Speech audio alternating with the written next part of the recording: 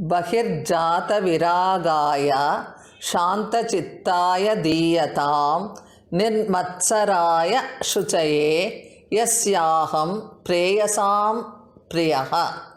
Bhagavatam.